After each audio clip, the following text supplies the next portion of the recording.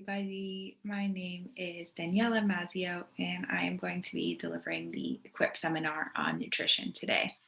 So normally these sessions are held live, but unfortunately this week we weren't able to make that happen. So you guys are seeing a pre-recorded version of this webinar.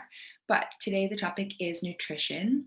So we're going to talk a little bit about the physical, mental, and spiritual roles that nutrition plays in our lives. Before we get started, a little bit about me. I am originally from the United States. I graduated from the University of Pittsburgh with a degree in psychology, and I am now also certified as a nutritionist and habit coach. So my goal is to work with individuals towards bettering their relationship with food, helping them learn how to live intuitively and make choices that work for them in their lifestyle. So just a little disclaimer, this information is for educational purposes only and is in no way meant to be used as a diagnosis or medical advice. If you do have any serious medical conditions, of course, be sure to consult with a medical professional. So we're going to cover a wide range of topics today, but we're going to start out simple and kind of build from there. So the first question that we have is, what does a balanced diet look like? So health and balance can and do look differently for each individual. If you ask the World Health Organization, they say that a balanced diet consists of a variety of different types of foods which provide adequate amounts of nutrients necessary for good health. So that's kind of a vague definition, right? It's able to be molded to each individual and their needs and their preferences. So a combination, as most of us probably know, a combination of protein and fats and carbohydrates are going to help us feel our best. Those are the three main elements that we need from food. And what exactly that breakdown is depends on who you are, what your body is like, your preferences, and what makes you feel your best. So eating a colorful diet is a good place to start. If you notice that every meal that you're eating, the majority of the plate is brown or white, you should probably consider what elements or what nutrients you might be missing from your diet. But including a variety of colors on your plate is going to be a good place to start, as each of those foods will have a different combination of vitamins and nutrients and things that your body needs. So moving forward from what a balanced diet is, now let's talk about, is there an ideal diet out there? Of course, the short answer is no. A balanced diet is a diet that makes you feel your best. If you feel your best eating, for example, a completely plant-based diet, you are able to get a good variety of vitamins and nutrients from those plant sources, then of course that's a good diet for you. If you feel good eating a mixture of plant and animal food sources, and you can find a balance between fruits and vegetables and animal products, then that's the ideal diet for you. Are there things that probably shouldn't be the main components of an overall healthy diet? Probably, yes.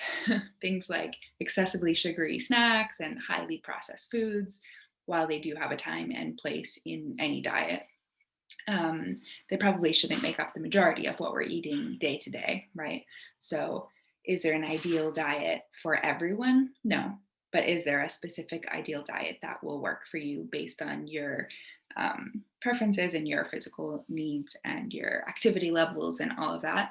Of course, yes. So kind of finding what works for you, as you'll see throughout the rest of this presentation, is kind of the general idea here. So speaking on that, we're going to talk about intuitive eating.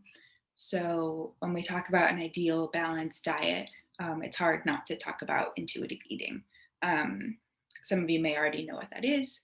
I'm sure it's something that a lot of you have heard about, especially over the last couple of years in particular. The idea of intuitive eating is that a person is able to learn how to tune into their body's hunger cues and signals and better understand what their body wants and why it wants it. Learning how to honor your body is is important, and understanding what it's asking you for is key in order to be able to live an overall healthy lifestyle. So obviously at different points in your life and different points in your day, even, your body's going to need different things, and day to day that could vary, throughout the day that could vary. So being able to understand and feel those different things that your body is asking you for is really important. And it's not something that comes super easy or super natural to a lot of people, but it's something that you can practice and you can learn how to understand what your body's asking you for. So that's kind of an overview on intuitive eating. And that kind of leads us into our next question, which is, how often should we eat? So there are a lot of answers to this question. It kind of all goes back to whatever feels right for you, probably is right. Um, some people prefer to eat more frequent, smaller meals, while others might prefer 3 big meals a day, while another group might prefer 2 big meals a day and snacks in between, or kind of depends on your day, what you're doing, your activity levels, what your hunger levels are that day. It's also important to note that it's really totally normal for these to change throughout your day or throughout your week, for example, or throughout your month or year. Um, if you have a day where you consume more food than normal, it's likely that the following day you might be a little bit less hungry, or you might just want a little bit less food, or you might be craving different foods. So learning how to listen to your body and adjust what you're consuming based on your previous days, or what you have eaten in the past day, is also important, and a big part of how we can find what style of eating works best for us. So our next question is sugar an issue in today's day and age? This was actually a question that was submitted from one of you guys, so something that you wanted me to touch on. Is sugar an issue in today's day and age? So as we've already talked about a little bit, there are a lot of different components of a balanced diet, which any of those components in excess can become problematic in our day-to-day eating habits, right? Sugar is definitely one of them. Many foods have naturally occurring sugars, which are things like fruit, for example. So those aren't necessarily the sugars that we're talking about, I think, in reference to this question, although it is still reasonable to want to monitor the amount of fruit that we do consume, as too much of anything, even if it's a good thing, can be bad. So, but referring to specifically here, I think added sugars and processed sugars. The hidden sugars that are in all of the things that we buy that are packaged in the stores that we don't even think about, things that shouldn't, in our minds, even have sugar in them. And like, for example, yogurt, sports drinks, kids snacks, kids drinks, tomato sauces, cereals, breakfast bars, snack bars, all of those things that are just packed with added sugars. Does that mean that we have to avoid all of those things? Of course not. Everything's okay in moderation. But however, that being said, there is quite a bit of research that shows that sugar has all of the required elements to be considered an addictive substance. So when we rely too much on those packaged foods and less so on whole foods that we know are going to make us feel good, that are fresh, we're definitely setting ourselves up for a little bit of difficulty there. But do we have to avoid all things that have sugar in them? Of course not. Our bodies are, the fuel for our bodies is sugar, carbohydrates. So if we totally cut out all carbohydrates and all sugar, our body isn't going to have the energy that it needs in order to run. So do we have to avoid all things with the sugar? Of course not. Is it okay to be mindful of the packaged things that we are consuming and how much sugar is in them? As well, yes. So just to go a little bit more into depth on what happens when we do eat excessive amounts of sugar. So the extra insulin that's in our bloodstream when we consume a lot of sugar, it affects our arteries. So pretty much simplified, what happens is the walls of our arteries thicken, they get inflamed, and they get more stiff. And this puts stress on our heart, and it can damage it over time. So this excessive consumption of sugar can lead to things like heart failure, heart disease, heart attacks, strokes, things of that sort. So while moderation of sugar intake is okay, I think we all know it's something that we should be conscious of, and aware of how much we are consuming throughout the day. So continuing on our conversation with sugar just a little bit longer, um, another question that was submitted was, is one type of sugar any better than another? So this is a really complicated question. There's a lot of different opinions on this. When comparing traditional white sugar to like brown sugar, coconut sugar, raw cane sugar, things like that, yes, there are slight differences in the effect that the sugar is going to have in our bodies and on our blood glucose levels. At the end of the day, they're all just basically a different combination of the two main components, which are fructose and glucose. Um, Long story short, if there is one type of sugar that you really love, that you love the taste of or the texture of, that goes well in your coffee and you want to enjoy it, pick the one that makes you happy, because the small differences really aren't worth aren't worth it. It's not worth using something that you don't enjoy, just because you think it's has a better effect in your body or something like that. All of this said, if glucose levels are something that you have to control because of a medical disorder or disease, if you have diabetes, of course, you should always consult with a medical doctor and find the best solution for you, because with that type of case, of course, there are different effects that do matter. But in a normal, healthy individual, the differences in white sugar versus brown sugar, at the end of the day, are not going to make it or break it for you.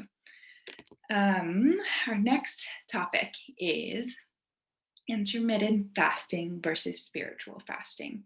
So, intermittent fasting, if you haven't heard of it, is an eating pattern where you cycle between periods of eating and periods of fasting. So, this could be within one day, you have certain hours that you are fasting and certain hours that you are eating. Or it could be within the week, certain days where you are fasting and certain days where you are eating. It doesn't necessarily specify which foods you're eating, but rather when you should eat them. There are, like I said, many different styles. Could be within a day, or could be within a week, within a month, and versus spiritual fasting, which is a physical fasting as well. The idea is that you are denying your body its physical need of food in order to move the focus away from your body and toward your faith and spirituality. So while these two types of fasting are very different, they're not to be confused with each other. Spiritual fasting is not a weight loss method. It is not an excuse to cut down on the food you're consuming, but rather a spiritual sacrifice that you're making in order to help you pull closer to God, through prayer, for example. While both types of fasting do involve limiting or rearranging your eating times, they have two very different goals. So intermittent fasting is sometimes used as an eating pattern in order to help maintain energy levels throughout the day, for example, sometimes as a weight loss method, to shorten the window during which food is consumed to 12 or 8 hours is um, a typical pattern used in intermittent fasting. Again, not to mention it too many times, but while this is used by some individuals, you should always consult with a medical doctor if this is something that you are interested in pursuing. So that was intermittent fasting versus spiritual fasting. Our next topic is, what effect does the food that we eat, have on how we feel? So obviously, the foods that we eat have a huge effect on how we feel. As we talked about with intuitive eating, being able to understand what our bodies want and why is really important to being able to give ourselves the food that we need in the moments that we need it, right? So understanding what our body wants and needs, is really crucial. A few examples. Sometimes we eat for fuel, right? So if you're going into a big workout or you're preparing for a competition, you're getting ready for a big strength-based event or competition, that's eating for fuel, right? You need to fuel your body because you know your body needs the fuel in order to perform in the way that you want it to perform. Um, Another example is sometimes we eat for pleasure. So, something satisfying that you're just really in the mood for, a piece of cake at a birthday party or a gathering, some fresh, crisp fruit when it's hot in the summer and you're outside and you need something refreshing. Those are all examples of eating for pleasure. And sometimes, of course, oftentimes or many times, we eat for nourishment, right? So, maybe we went a little overboard on sweets and we kind of feel it in our bodies. We feel sluggish, we feel it. We want to balance that out with some greens or some, something that we know our body is craving that is going to make us feel good. Another example is recovering from a sickness. Maybe you had the flu and your body is really worn down, and you know that giving it the nourishment that it needs is going to make you feel better. So those are just three examples of how the food that we eat can affect the way that we feel. We have so many different reasons why we eat. No particular reason is wrong or bad. It kind of depends on the moment, depends on the situation, the time, and the place, and no particular reason is wrong or right. It just is what it is. So, that being said, moving on to talk about emotional eating, something that you probably have heard about, if not experienced, for sure experienced. Is it always a bad thing? What is it? How do we deal with it? So, emotional eating is any food that we consume in order to make us feel a specific way. So, what we were just talking about right before this. Oftentimes, we talk about this in the context of soothing or comforting ourselves from sadness or stress, oftentimes anger, sometimes. So, food can be comforting for a lot of people. And sometimes we can start to rely on specific foods, in order to make us feel better. Um, 99% of the time, this is just a temporary fix and is only going to leave us feeling worse after we fully process those emotions.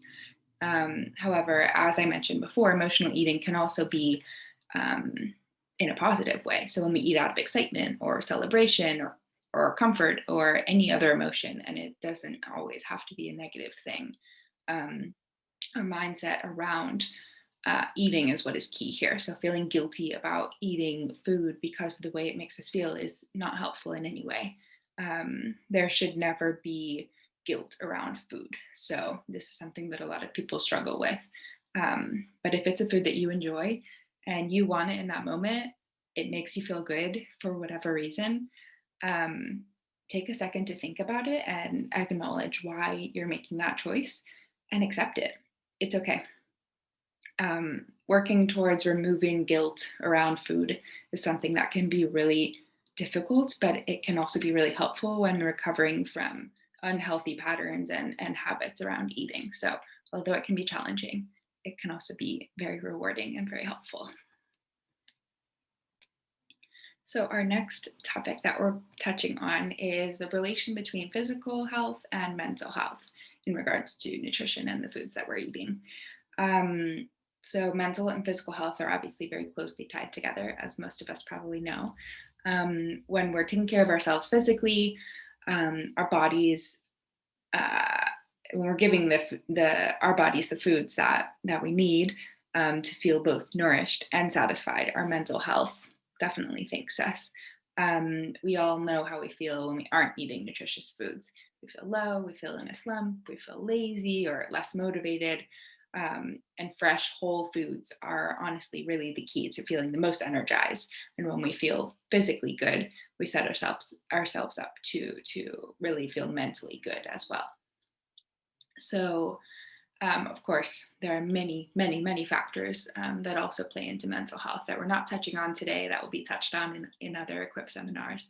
But eating the foods that physically make us feel good is definitely a great place to start in terms of getting our mental health on a good track. Branching off of that, now let's talk about what the Bible says about nutrition and spiritual health. So we talked on physical and mental health, and now how can we tie spiritual health into this as well? So there are so many connections between spiritual health and the foods that we eat, of course. The Bible tells us that our bodies are a temple of God, and that we are actually commanded to take care of our bodies, and that we are honoring God by doing so. So a couple examples from scripture. In 1 Corinthians 6, it says, "Or do you not know that your body is a temple of the Holy Spirit within you, whom you have from God? You are not your own, but you were bought with a price. So glorify God in your body." And another example, Ephesians 5, it says, "For no one ever hated his own flesh, but nourishes and cherishes it, just as Christ does the church, because we are members of his body." So these are just two examples that are really easy to see in the Bible, where we are told that taking care of our physical bodies is a way that we are able to honor God and worship God. So by taking care of our physical needs and helping others do the same, we are honoring God who died on the cross for us to be able to live. So in the simplest form, taking care of our bodies and keeping them healthy is the most simple way that we can thank God for what he did for us. In fact, taking care of our physical needs is, and also helping others do the same, right, is a really good way that we can worship God and thank him. So this is normally the time in the webinar where we would open up the Zoom call to you guys for you to be able to ask any questions that you might have about any of the information that I shared. However, since we were not able to do this one live, I had a few questions that were submitted in advance. Most of those questions I already touched on, specifically the ones about sugar and a couple of the ones about physical and spiritual health and nutrition. But I had one last question that I kind of wanted to use to kind of close up this time that we have.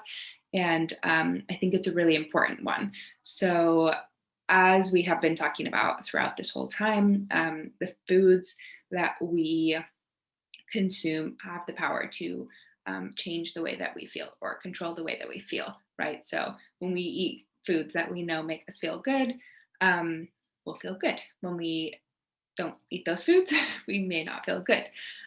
So the question was, what is the relation or what's the connection between the foods that we eat and how restful our sleep is at night? And I think this is a really good question and something that we didn't touch on. So I just kind of wanted to touch on it now. But so the foods that we're eating throughout the day control the energy levels that we have throughout the day, right? So at the end of the day, food is energy, and our body uses the foods that we eat and burns off those foods as energy throughout the day. So if we're eating foods that make us feel good, then we are burning off that energy throughout the day. And when we go to lay down at night, we're gonna feel restful, we're gonna feel tired, and we're gonna sleep well.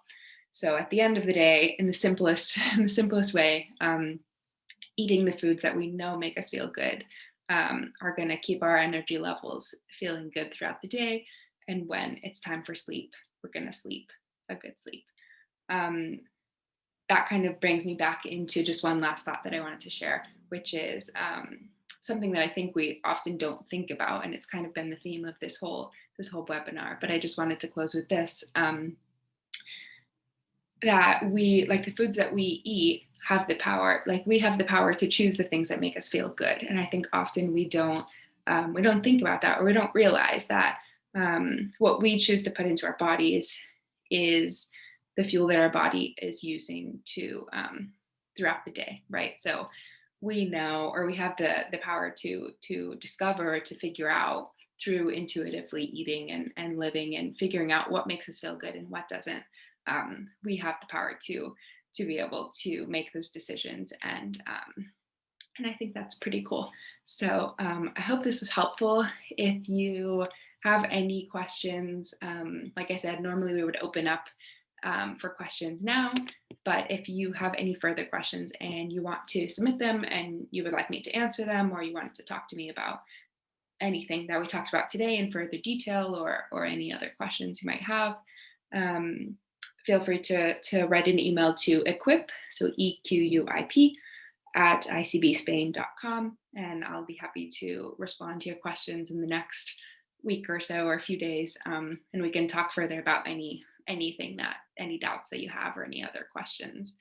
Hope this webinar was helpful for you guys, and if nothing else, just gets you thinking about your relationship with food, why you choose to eat the things you choose to eat, the power that the foods that we put into our bodies have, and yeah, that it's important that we treat our bodies as the important temples of God that they are, and that the foods that we're choosing to put into them can respect and honor our relationships with ourselves, with others, and also with God. So I hope you have a great rest of your day. And again, if you have any further questions, feel free to submit them, and I'll get back to you soon. Okay, thank you. Bye.